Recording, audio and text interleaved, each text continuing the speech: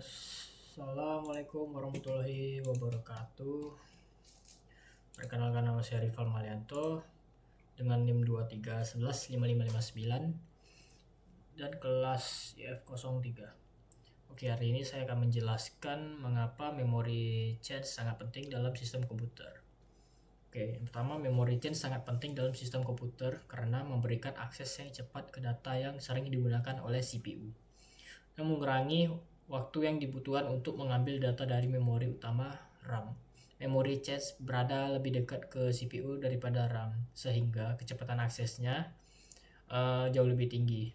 Dengan change, komputer dapat menjalankan instruksi lebih cepat dan meningkatkan kinerja sistem secara keseluruhan. Tanpa change, CPU harus mengakses data dari memori utama yang jauh lebih lambat, yang dapat menyebabkan bottleneck dalam kinerja.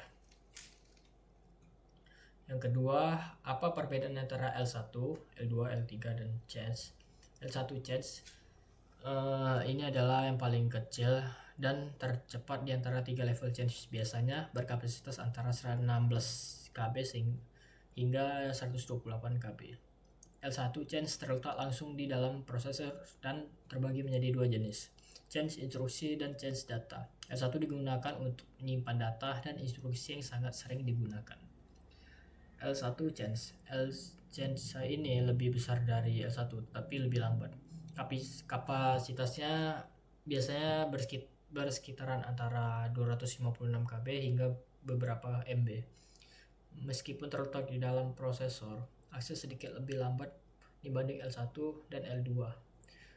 L2 dapat menyimpan data yang lebih banyak dan biasanya digunakan untuk menyimpan data yang sering diakses, tapi tidak selalu ada di L1. Yang ketiga, L3 change ini lebih besar daripada L1 dan L2, tetapi juga yang paling lambat di antara ketiganya. Kapasitas bisa mencapai puluhan MB. L3 change biasa dibagi di antara semua core CPU dan membantu meningkatkan kinerja saat ada permintaan data yang tidak ditemukan di L1 dan L2. Oke, yang ketiga, jelaskan tentang mapping change memory. Mapping change memory adalah teknik yang digunakan untuk menentukan bagaimana data dari memori utama disimpan di dalam change. Ada 3 jenis utama teknik mapping. Yang pertama, direct mapping. Setiap blok memori utama dipetakan ke satu blok di change. Jika 2 blok memori dipetakan ke blok change yang sama, data lama akan diganti oleh data baru. Keunggulannya adalah implementasi yang sederhana, tetapi kelemahannya adalah banyak konflik change. Yang kedua, associative mapping dari data memori utama. Data disimpan di mana saja dalam change, tidak dibatasi pada suatu lokasi tertentu. Teknik ini lebih fleksibel dan mengurangi konflik change, tetapi lebih kompleks dan mahal. Yang ketiga itu set associative mapping. Gabungan antara direct mapping dan associative mapping. Memori utama dibagi menjadi set, dan setiap set dapat menyimpan beberapa blok change. Pendekatan ini memberikan kompromi antara fleksibilitas dan biaya. Keempat, yaitu jelaskan tentang algoritma pengganti change memory. Ketika change penuh dan data baru perlu dimasukkan, algoritma penggantian digunakan untuk menentukan data mana yang akan diganti. Berikut adalah beberapa algoritma pengganti change memory yang umum digunakan. Yang pertama itu last recently used atau LRU. Data yang paling lama tidak digunakan akan diganti. Ini adalah satu algoritma yang paling umum karena mengasumsikan bahwa data yang baru digunakan akan lebih mungkin digunakan lagi dalam waktu dekat. Yang kedua itu first in first out atau disebut dengan FIFO. Data yang masuk lebih dulu akan diganti pertama kali, terlepas dari seberapa sering data tersebut digunakan. Yang ketiga itu random replacement. Memiliki blok secara acak untuk diganti. Ini sederhana tetapi tidak efisiensi dalam hal kinerja. Yang keempat yaitu last frequently used atau LFU. Data yang paling jarang digunakan akan diganti.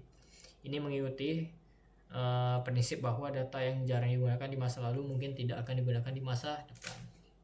Yang terakhir adalah jelaskan salah satu memori yang Anda gunakan saat ini. Oke. Yang saya gunakan memori change yang merupakan bagian integral dari CPU.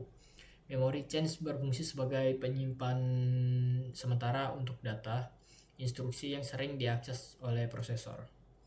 Dengan menyimpan data ini, change system dapat menghindari penundaan yang disebabkan oleh akses ke memori utama yang lebih lambat, sehingga mempercepat eksekusi instruksi dan meningkatkan efisiensi kerja sistem. Change yang saya gunakan terbagi dalam beberapa level seperti L1, L2, L3.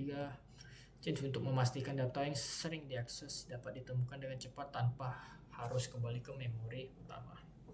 Oke, mungkin sekian presentasi dari saya. Jika ada kesalahan mohon maaf. Assalamualaikum warahmatullahi wabarakatuh.